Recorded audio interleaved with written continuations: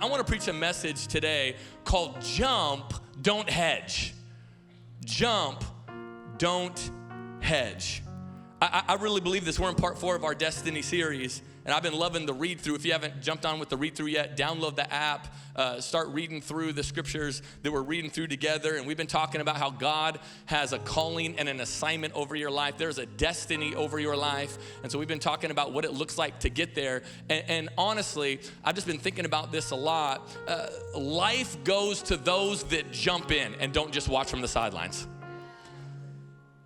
God uses people that aren't the most gifted, but he uses people that just say, look, I'm just gonna, whatever measure of gifting I have, I'm gonna throw all in. I'm not gonna hedge around the outside. I am going to jump all in. And what I've found in my own life, I got saved when I was 17 years old and got 3 months later really involved in my church. And I can say this, my life has been transformed because I didn't just wait and attend church and hang out on the outskirts, but I jumped right in the middle of that sucker.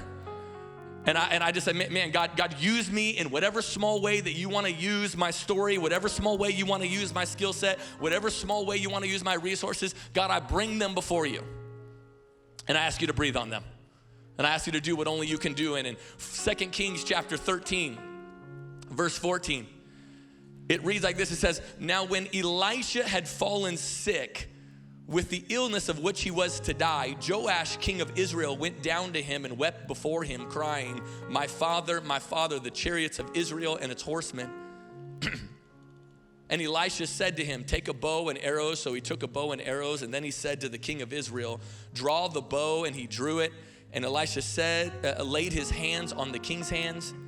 And he said, open the window eastward. And he opened it. Then Elisha said, shoot. And he shot. And he said, the Lord's arrow of victory, the arrow of victory over Syria. For you shall fight the Syrians in Aphek until you have made an end to them. And he said, take the arrows. And he took them. And he said to the king of Israel, strike the ground with them. And he struck the ground 3 times and he stopped.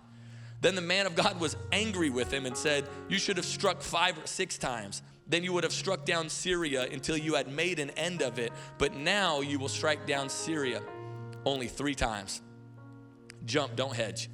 Come on, let's pray together today over the preaching of God's word. God, we are grateful for your word, for it instructs, it corrects, it encourages, and it guides us. So God, I pray that you would open up our mind, that you would open up our heart. God, that you would speak to us profoundly today. In Jesus' name, and we all said, amen, amen. You ever go to a wedding or remember like high school dances? Weren't those the good old days? You ever go to those places and go hang out in the same place that you did PE in that day, you were now dancing in that night? Right? And you would show up and there was a few different groups of people at a dance, was there not? There was a few different groups of people. There were the kind of people that would show up and they would watch everybody else dance. You remember those people? You might have been one of them, right? You'd kind of watch everybody else dance. And then there were the other type of people, they had their little niche. They had their thing. So like they would stand and watch until like Michael Jackson Beat It came on. It's like, oh snap, I've been practicing all of my Michael Jackson moves for this moment, right? And then they would jump in that dance and then there'd be the other people that like, you know, you get, maybe you're not that great of a dancer, but you get real excited when the choreographed dances come on. Like some of you won't dance at all until the cha-cha slide comes on. You're like, oh.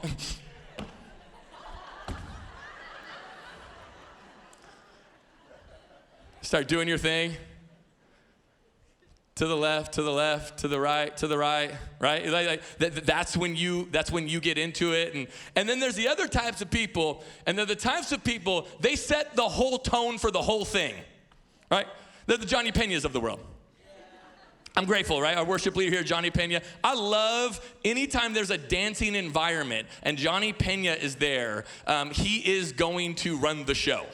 He is going to be in the middle the entire night from beginning to end, and it doesn't matter. You know what I love about guys like Johnny Pena? Every song is his song. I love people like every song. Oh man, that's my, see some of you, you're like, oh, that's my song. Like for guys like Johnny, every song is his song. And you know what's interesting? When we watch these people, we do watch them, yeah, we admire it. But a big reason why I watch them is because there's not probably one of us in this room that doesn't go, I don't want to get too deep with it. But probably all of us at some point has had the experience, man, I wish I was that free. Man, I wish, because by the way, at the dance, who looks like they're having the most fun? The people in the middle of the people that are kind of hanging out, eating whatever the snack was, never look like they're having as much fun as the people in the middle of the dance floor. And what happens a lot of times in church is that we kind of stand off to the side and we watch the handful of people here in the middle do the dance, and we're confused as to why we are not enjoying the experience as much as those people. And the reality, what I found to be true about life is this. Again, 3 months after I got saved, for whatever reason, it just clicked in me. When it comes to church and when it comes to serving people and when it comes to collectively bringing my gifts together, I want to be a person in the middle of the dance floor. I want to be the kind of person that every song is my song. And I don't have to wait until I know the lyrics on the screen, or I don't have to wait for a message specifically tailored for me. I'm just leaning in because every song is my song. It's kind of like when you go to a 3D movie. Now, 3D movies are kind of weird for me because they don't work that good for me. Because I cannot see out of one of my eyes. So because I cannot see out, by the way, 3-dimensional realities work because both of your eyes work in conjunction once you put the glasses on. So for me, although it kind of brings clarity if I was to watch without them, it doesn't add that much dimensionality to me. And so what's interesting though is oftentimes the church experience that people have is people will show up and maybe you've been coming for a while and you kind of like it and the music's okay and this is kind of okay and you kind of like this, you kind of like that. But you got to be careful because if you're here for too long and you're not jumping in, you're like the person going to a 3D movie without putting on the glasses. And it doesn't mean that you're not going to be able to like see the movie, right? Because you ever do this, like when you're in a 3D experience, you ever take off all of us have probably taken off our glasses for a second. And we're like, I want to see what happens when I don't wear the glasses. And you kind of go like this and you're like, oh, wow. It's pretty blurry, and the glasses actually help bring clarity to the picture. You know what I found to be true about community life, doing life together with a group of people, is that you can not have the glasses on and you can kind of participate.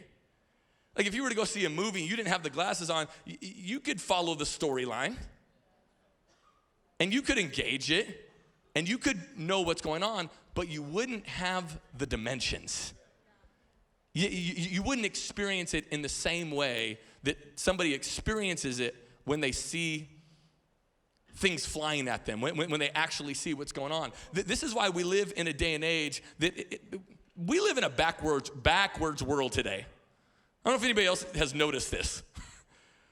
We live in a weird world today where things that are wrong are right and things that are right are wrong. We live in a really interesting world. In fact, we live in a world today where there are a lot of people who are not wearing the glasses during the 3D film claiming that they're seeing a more clear picture than people that are wearing the glasses. That's the world that we live in. And if we're insecure and we have the glasses on, we're going to let this group of people talk us out of the fact that we are seeing a better picture than they are. And listen, you will never see as good of a picture until you jump all the way in. This is why whenever anybody's critical, not just of our church, but the church at large, it's always frustrating to me because I'm like, well, right. The reason why it's easy to be critical of that is because you're not all the way in and you don't really get the full benefits of something until you're all the way in. So I understand how it's easy to be critical about something that you are receiving no benefits from. However, when you are in the mix, when you are in it, and yeah, it's not perfect, and yeah, it's got holes in it, and yeah, it's man, there are things that we're on a journey on, all that. Yeah, all that stuff is true, but when you're in it, and when your father died, and your city group showed up for you, you went, it's easy to have a grace for this stuff, because you were the beneficiary, because you were in the middle of this thing, and you had community, and so when things hit the fan, you got to actually pull from some things because you were a part of the community rather than just standing out here. while everybody else is dancing in there, knowing in your heart of hearts you're not having as good a time. And you're going, oh, what about this? What about this? Here's what you have to understand about the church. The more you throw in with the church, which is God's design to reach people, the more you're going to understand and you're going to see dimensions to it. And the reality is this, like Grace City, I'll just speak for Grace City, is an imperfect place. Because it's led by people like me. It's an imperfect place.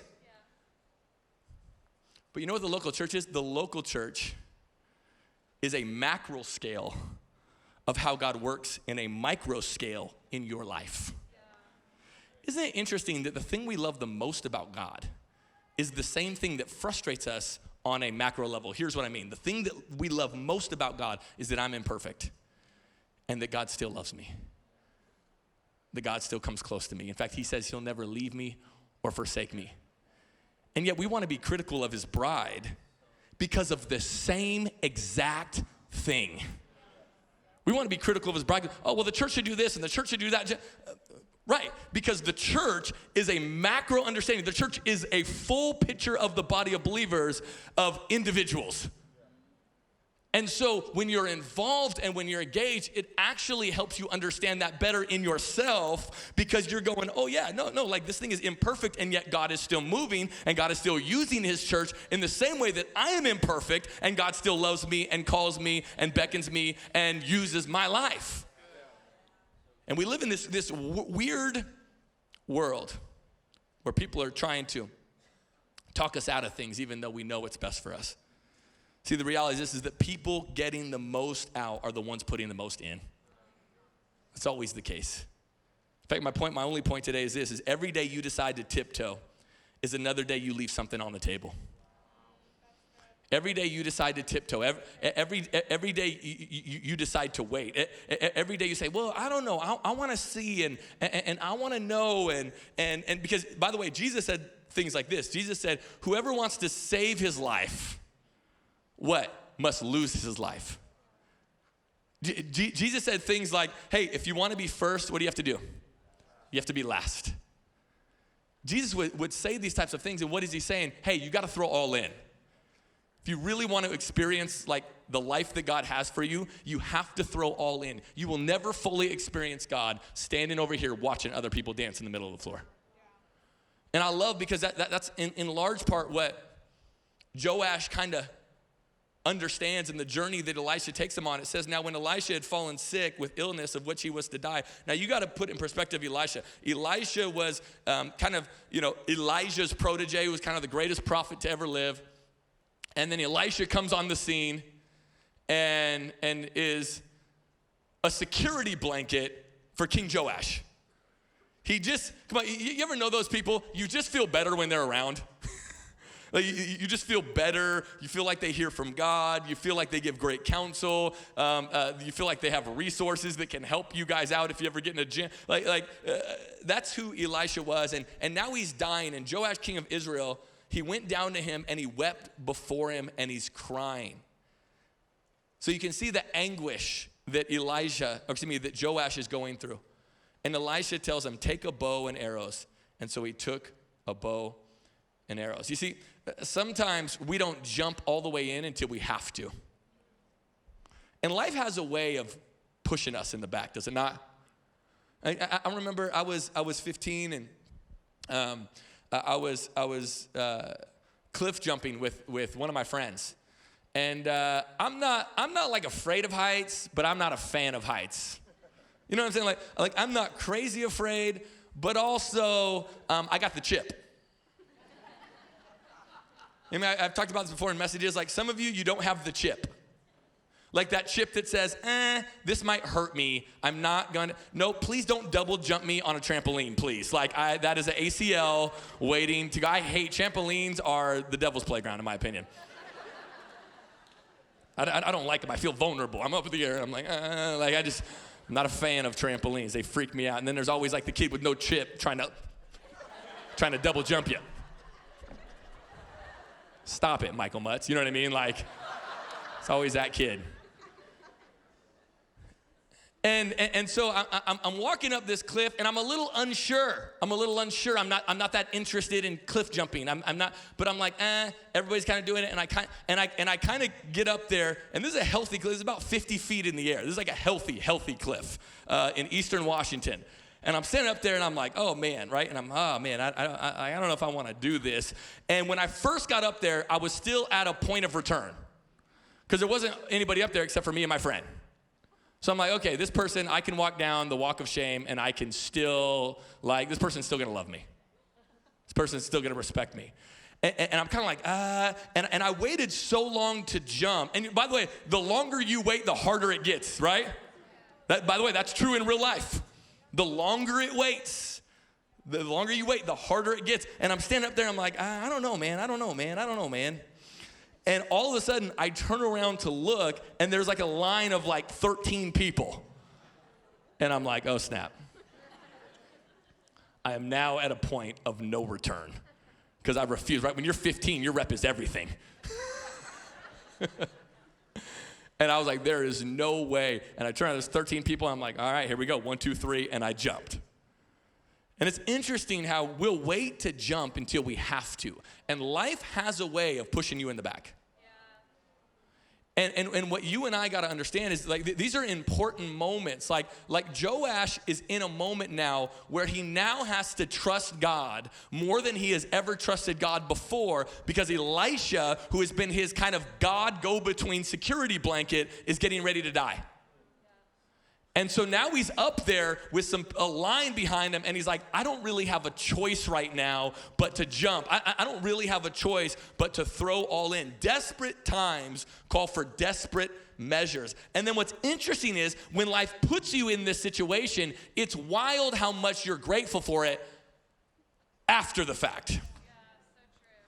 In fact, we were at Disney World a handful of years ago with my brother-in-law and my sister-in-law and their kids, and they were pretty small at that time, but they were tall enough and old enough to ride the mine train, the little Seven Dwarfs mine train, and we were in line. And my nephew, I could tell he wasn't sold on. I could tell he didn't know. And we had been taking turns on who they were riding with. And so this was a ride that he was going to ride with me, right? Uncle Andrew, I'm his favorite, of course, right? You know what I mean? And so I was like, okay. But I could tell I'm nervous, not for the ride. I'm nervous because people are going to think this is my kid. And if he's going crazy in the ride, I'm going to look like a monster. So he's kind of getting up, and he's like, I don't know, Uncle Andrew. I don't know if I want to do this one. I don't know. And I'm like, oh, man, it's up to you. And his dad, and by this time, he's tears streaming down his face. And I'm like, man, it's up to you, buddy. It's up to you, whatever you want to do. And then his dad just grabs him and throws him on the ride. I'm I don't know, man. It's up to you. Boom. Okay, I get in next to him.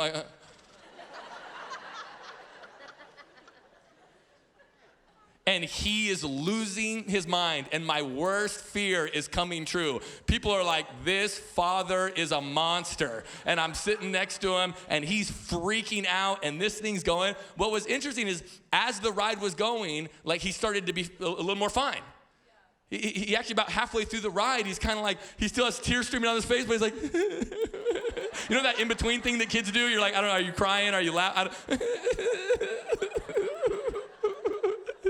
You're not sure what they're doing. And at the end, he was like, oh, that was amazing. And he loved it. And to this day, he's 12 years old now. To this day, he talks about that moment. I don't even know if he remembers that his dad threw him on the ride. He just remembers the ride. And I think a lot of times you might not, I don't even really fully remember, how did I get here? I'm a pastor. That's weird. My kids are PKs. My kids spend all day at church. That's weird. Some of you, you're in this room and you're like, I'm never a church person, girl. I can't believe I come every Sunday with my family. That's weird. So some of you started coming and you're north of 50 and you started coming to church when we were just all young people and you're like, I don't know why I'm here with all these kids. That's weird. Some of you, you're 20 years old. You're not supposed to be in church. I don't know if you knew that statistically. I don't know if you knew that. You're like, man, that's crazy. it's amazing how sometimes you find yourself, I don't even remember how I got all in. I don't even remember how I started leading a city group. In fact, I look back now, I'm like, I can't believe, I'm not the kind of person that leads city groups. Some of you, man, you give for Heart for the House and you're a kingdom builder and you're like, I never really grew up like being a generous person. I don't understand how I got here. But isn't it amazing how life has a way of just like pushing you in, and if you respond accordingly and say, God, I'm gonna hedge, and I'm not just gonna hedge, I'm gonna jump all the way in towards you instead of hedging away from you. It's amazing how God will take those moments, and you won't even really fully remember how you got here. You'll just remember that you're here. And it goes on to say in verse 16, he says, so Elisha says, hey, take a bow and arrow. So he took some bow and arrows, and then he said to the king of Israel, draw the bow. And he drew it, and Elisha laid his hands on the king's hands. And then he said, open the window. So I said, okay, get your hand off me then. Okay, so let me. He opens the window eastward, and then he opens it. Then Elisha said, shoot. And so he shoots the arrow. And he says, this is the arrow of victory. The arrow of victory over Syria, for you shall fight the Syrians in Aphek until you have made an end to them. You ever been confused by what somebody was asking you to do because you couldn't draw the straight line? Like this is like, remember the first time you saw Karate Kid and you're like, why is he painting those fences? Yeah, remember watching the Karate Kid and Daniel saying, he goes to Mr. Miyagi and he's like, hey, teach me karate. And Mr. Miyagi's like, yeah, like wax on my vehicles first. Remember? And he's like teaching him wax on, wax off. And then he's like, hey, paint my whole fence. I'm like, this is a good strategy, Mr. Miyagi. This is fantastic. And it looks like Mr. Miyagi's hustling him, right? It looks like Mr. Miyagi is just like using him to do stuff around his house. Isn't it interesting how sometimes we think we're being used and really we're just being prepared? And the problem is we jump out before we see that it was really preparation, and then we leave with church hurt and we say they just used me, and what you didn't realize is no, you weren't being used, you were being prepared for something. You left too soon. And what we didn't realize is Daniel comes to Mr. Miyagi, and he's frustrated. He's like, man, I'm waxing cars, I'm doing this stuff, and then Mr. Miyagi attacks him. And the same maneuvers, the same things that he was doing to wax the car, and the same things he was doing to paint the fence is exactly how he defends himself. And he didn't realize that the entire time Mr. Miyagi was teaching him how to defend himself. And so what Daniel thought were just remedial tasks was actually preparation. And what's interesting here is, like, come on, if you're Joash, you're like, why am I doing this stuff? Like, he's freaking out. And Elisha says, hey, come here. Pull this bow. Okay, open up the window. Okay. Grab these arrows. Okay. Shoot the arrow, and then you'll have the victory. You won't, not right now. This is symbolic. but shoot the arrow. Okay. And he's telling them to do all these things that it's really hard to draw a straight line through. And as human beings, it is hard for us to stay ultimately engaged if we can't draw a straight line. This is why, by the way, a lot of bad theology gets preached from stages like this. Because pastors, I'll just let you know on the pastor game, pastors feel the pressure that we have to show you a straight line, otherwise you won't do it. And so this is why you have things like the prosperity gospel that comes out that says, if you give this, God will give you this, because pastors know instinctively generosity is good for your soul, but if you can't draw a straight line, then you probably won't do it. And so that creates bad theology that says, if you pray for healing every time, you're gonna get healed, because we just don't trust that people will hang on long enough to understand how God works. And so we feel the pressure that we got to draw all these nice, perfect, beautiful, straight lines for you. And in our church, we call balls and strikes. At our church, we just Will Smith it. We tell the truth. At our church, I don't feel the pressure because here's what I trust. I trust that God is bringing you on a journey. I remember when I was 17 years old, gave my heart to Christ, and like I said, 3 months in, started going to this church, and Roger Archer became my first pastor. And he started meeting with me every Friday morning at 6 a.m. And when I used to tell that story, and there's still an element of truth in that, right? It's crazy to me that I was 17 years old getting up at 5:30 in the morning to go read like every John Maxwell book ever written. Right? I'm like, that's crazy. And so that tends to be how, but this week I was thinking about it from his vantage point. And I was thinking about, like, man, that's crazy that he got up at 5:30 in the morning. And the thing I love about Roger is that he's an all-in dude. He's the most intense person I've ever met in my life. He makes me feel passive. That brother, in fact, I've stayed at hotels with him before, and I look over him, and he's sleeping, and his body pumps too much adrenaline. So, like, literally, when he sleeps, he's like, I'm like,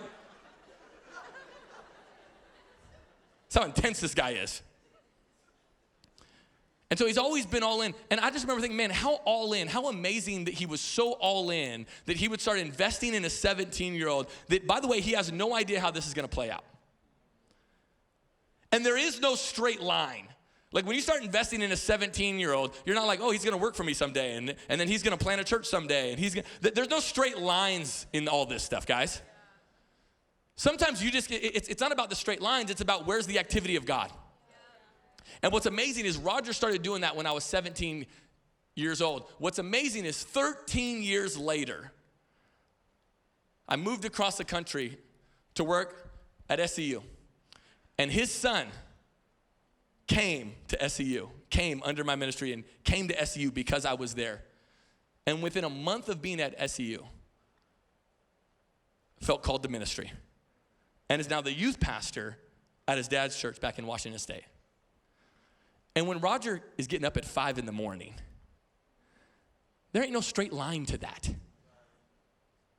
He can't possibly fathom. But because he was a middle of the dance floor person, he got to experience the fruit of getting up that early to go meet with a random 17-year-old that he didn't even know would impact his own son 13 years later. Sometimes the reason why we're not all in is because we're just waiting for the straight lines. Oh, well, if I saw the benefit, can I just tell you, it doesn't always work like that. Most of this God stuff, like I think about our own staff. I'm John Lorenzo, like best youth pastor in America, like unbelievable. Like, 18 years old, I met him. He was skinnier than he is now. That's crazy.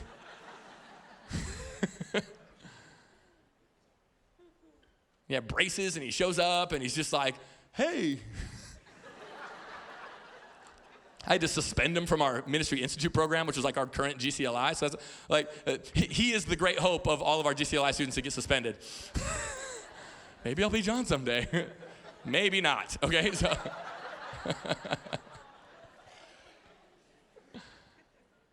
there ain't no straight line to that. We didn't know we'd be planting a church together in Lakeland, Florida. 15 years. We got to stop wanting the straight line so bad. Otherwise, we'll just keep standing on the side of the dance floor. And we won't jump all the way in. And then he finishes with this. I want to have the team come up. Because he says this. He says, because this is the last weird thing he has them do. He's got him doing a lot of weird stuff. The last weird thing he has him do, he says, okay, take the arrows. And he took them. And he said to the king of Israel, strike the ground with them. Now, those are the instructions. This is what he says, strike the ground with, that's it. Those are the instructions. Now, if you're Joash, you're like, okay, cool. And he strikes, the Bible says he strikes the ground 3 times, and Elisha's frustrated. Now think about this from Joash's standpoint. You're like, okay, take these and strike the ground. You're like, okay.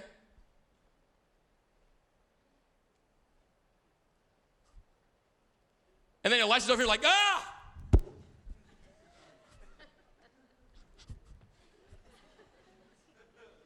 Like, you only struck the ground 3 times. It's like,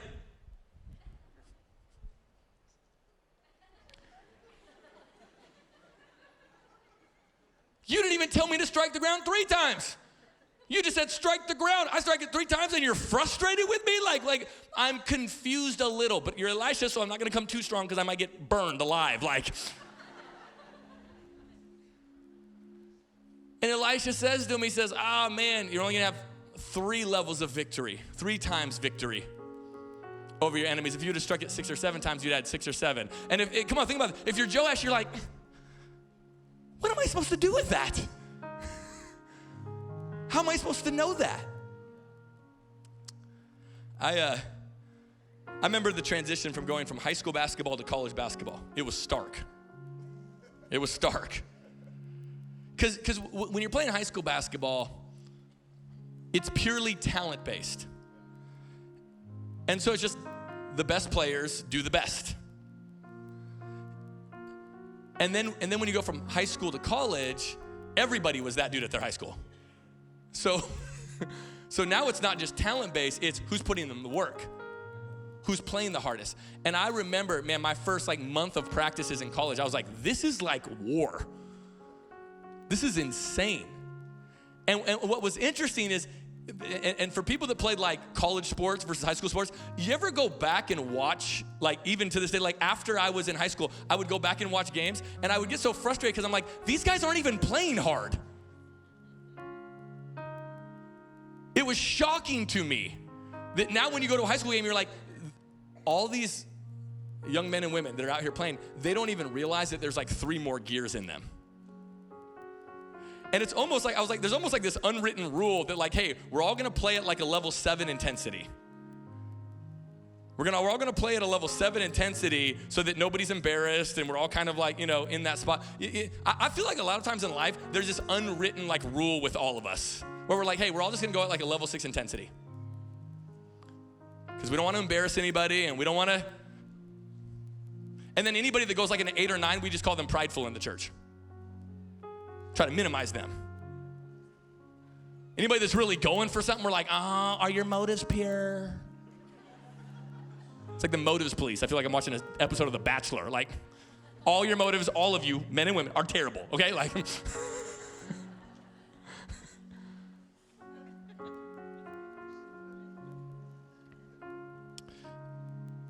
If I had coffee with every single one of you, individually, what I would tell you honestly is there's probably about 3 gears you're not even tapping into. You think you're playing hard. When I was in high school, I thought I was playing hard. Nobody could have told me, hey, you're not playing hard. And it wasn't until I was a different environment around other people where I had to play hard that I go back and go, oh, I wasn't playing hard. There was more in me in that stage. So why does Elijah get mad at Joash for striking the ground 3 times? Here's why. God is not trying to create robots. That's what the world's trying to do. God's not trying to create robots. Because what God does is God gives us the assignments and he leaves the intensity level up to us. So say, hey, I got an assignment, I got a destiny for your life. The measure with which you approach that is entirely up to you. Come on, I got an assignment for your life. I got a vision for your life. But whether you strike the ground 3 times or 6 times is completely up to you. What do you want? And what God doesn't want us doing is God doesn't want us living for him going, strike 1, are you happy? Strike 2, is that, are you pleased? Strike 3, okay, that feels like enough. It feels, is that fun? Just put your head down and strike the ground as many times as you can. And praise God for things like Sabbath. Then you catch your breath, and then you show up on Monday, and you just keep striking again until you can't breathe, and then you got the weekend, and then that's the way life's supposed to work. God's not interested in going, okay, I'm strike the ground 5 times. Those are straight lines you're looking for. No, just put your head down. Strike the ground. Strike the ground. Strike the ground. Strike the ground. And I just really believe this. Again, this wasn't even meant to be like a pre-team conference, but can I just tell you, I'm so grateful that we have people in our church that are just striking the ground. They just have their head down. There was over 200 people that showed up for a marriage date night on Thursday night. Over 100 couples that just said, I'm just striking the ground. I'm just striking the ground. Come on, we had almost 500 students here on a Wednesday night. That's amazing. That's incredible. Just young people, just striking the ground. We had leaders here, just striking the ground. We don't need straight lines. We need the activity of God. And God will work all things together for the good of those who love him and are called according to his purposes. Come on, church, let's stand to our feet. And I'm going to ask